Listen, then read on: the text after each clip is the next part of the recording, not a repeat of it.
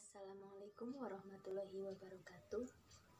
Perkenalkan, saya Rizky Dwi Lestari, mahasiswi IAINU Kebumen, Prodi PAI semester 3 kelas A.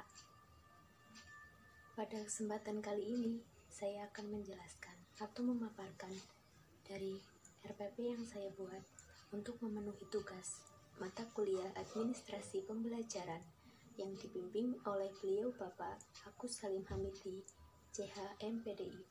Oke, sebelum masuk ke penjelasan dari RPP yang saya buat, saya terlebih dahulu akan menjelaskan apa itu pengertian dari RPP dan tujuan dari RPP. Teman-teman belum tahu kan apa pengertian dan tujuan dari RPP? Mari kita simak penjelasannya.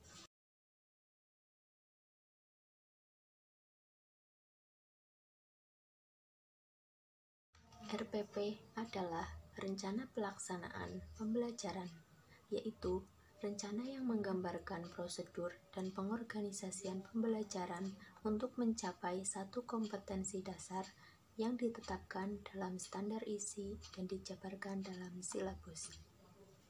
RPP sendiri berisi garis besar apa yang akan dikerjakan oleh guru dan peserta didik selama proses pembelajaran, baik untuk satu kali pertemuan maupun meliputi beberapa kali pertemuan.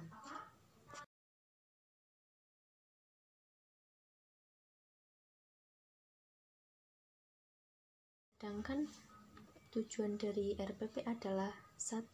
Untuk mempermudah, memperlancar, dan meningkatkan hasil proses belajar mengajar. Yang kedua, dengan menyusun rencana pembelajaran secara profesional, sistematis, dan berdaya guna, maka guru akan mampu melihat, mengamati, menganalisis, dan memprediksi program pembelajaran sebagai kerangka kerja yang logis dan terencana. Nah, setelah teman-teman tahu mengenai pengertian dan tujuan dari RPP, selanjutnya saya akan memaparkan hasil dari RPP yang saya buat. Susunan dari pertama RPP yaitu identitas. Identitas yaitu mencakup 1. Nama sekolah atau madrasah. Yang kedua adalah mata pelajaran. Yang ketiga adalah kelas atau semester. Dan yang keempat adalah alokasi waktu. Dan yang terakhir adalah materi. Untuk RPP yang saya buat, nama sekolah atau madrasah saya isi dengan Madrasah Sanawiyah. Dan untuk mata pelajaran saya mengampu akidah akhlak. Untuk kelas atau semester yaitu kelas 9 semester 1. Untuk alokasi waktu 1 kali 30 menit.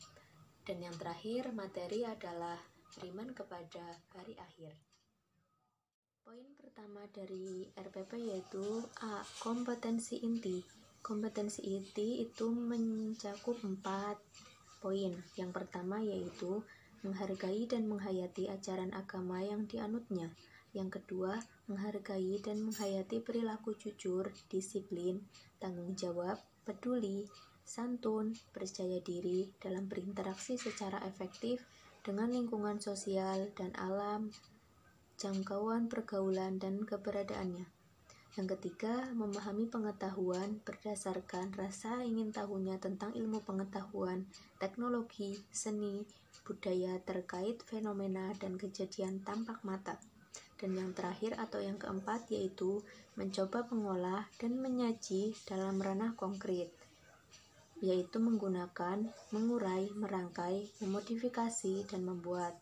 Dan ranah abstrak yaitu menulis, membaca, menghitung, menggambar, dan mengarang, sesuai dengan apa yang dipelajari di sekolah dan sumber lain yang sama dalam sudut pandang atau teori. Oke, setelah poin A yaitu kompetensi inti, selanjutnya adalah poin B yaitu kompetensi dasar. Kompetensi dasar ada 4 poin juga. Yang pertama adalah menghayati iman kepada hari akhir. Dan yang kedua adalah meneladani sikap beriman kepada hari akhir.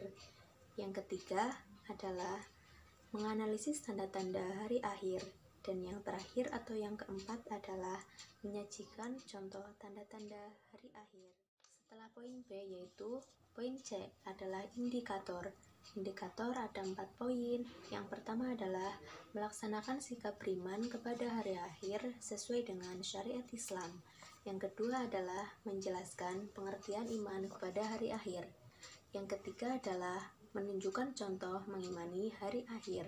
Dan yang terakhir adalah mempraktikkan percaya kepada hari akhir. Setelah poin C yaitu poin D adalah tujuan. Yang pertama adalah setelah siswa mendengarkan penjelasan dari guru tentang beriman kepada hari akhir, peserta didik dapat menjelaskan kembali pengertian beriman kepada hari akhir secara tepat. Yang kedua yaitu setelah melihat video yang ditayangkan oleh guru, peserta didik dapat menyimpulkan dan mengamalkan kembali dalam kehidupan sehari-hari yang berkaitan dengan beriman kepada hari akhir. Yang ketiga adalah setelah berdiskusi dengan guru tentang pentingnya beriman kepada hari akhir, siswa dapat mendeskripsikan dan menyimpulkan kembali beriman kepada hari akhir dengan kelompoknya. Dan yang terakhir yaitu setelah melihat dan mendengarkan penjelasan dari guru, peserta didik dapat mereview kembali materi yang sudah diajarkan oleh guru. Selanjutnya adalah poin E, yaitu materi ajar. Materi ajar yaitu memuat apa yang akan guru ajarkan kepada siswa dalam satu semester itu. Yang pertama dari materi ajar yang saya buat adalah pengertian beriman kepada hari akhir. Yang kedua adalah pembagian hari akhir. Pembagian hari akhir ada kiamat sugro dan kiamat kubro. Yang ketiga adalah tanda-tanda hari akhir. Tanda-tanda hari akhir yaitu ada tanda-tanda kecil dan tanda-tanda besar. Yang selanjutnya adalah peristiwa setelah hari akhir, mulai dari alam kubur sampai surga dan neraka. Dan yang terakhir adalah hikmah beriman kepada hari akhir. Poin materi ajar adalah metode pembelajaran. Metode pembelajaran yang saya ambil ada 3. Yang pertama adalah media, yang kedua adalah menggunakan metode, yang ketiga adalah materi. Dan poin yang F adalah strategi pembelajaran. Strategi pembelajaran dari media yaitu menggunakan telepon seluler, laptop, LCD atau proyektor. Dan untuk metode ada daring, PowerPoint, e-book, video atau video call dan semacamnya. Dan untuk yang terakhir adalah materi. Materi ada pengamatan, penugasan, tanya jawab, dan studi kasus. Setelah poin F dan poin G yaitu poin H adalah langkah-langkah pembelajaran. Langkah-langkah pembelajaran meliputi 3 poin. Yang pertama adalah pembukaan, yang kedua adalah kegiatan inti, dan yang terakhir adalah penutup. Untuk pembukaan, yang pertama adalah guru memberikan salam kepada peserta didik. Yang kedua adalah guru mendata kehadiran peserta didik. Yang ketiga adalah guru menjelaskan cakupan materi yang akan diajarkan. Dan yang terakhir adalah menjelaskan tujuan dari pembelajaran itu atau kompetensi dasar yang akan ditempuh.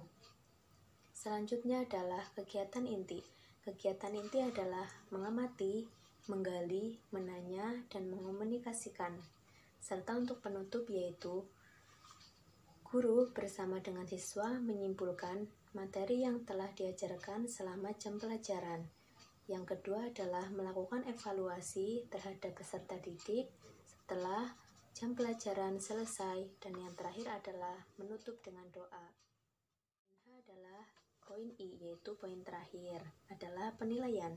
Penilaian mencakup 3 poin, yaitu penilaian sikap, penilaian keterampilan, dan penilaian pengetahuan. Penilaian sikap yaitu penilaian sikap spiritual, dan penilaian keterampilan yaitu pengamatan sikap terampil siswa, dan yang terakhir yaitu penilaian pengetahuan yaitu dengan tes tertulis atau lembar kerja siswa. Sekian dari pemaparan RPP yang saya buat, semoga dapat bermanfaat bagi teman-teman semua. Kurang lebihnya mohon maaf, dan jika ingin menambahkan saran atau komentar, di bawah jangan lupa Wabillahi taufiq wal hidayah. Wassalamualaikum warahmatullahi wabarakatuh.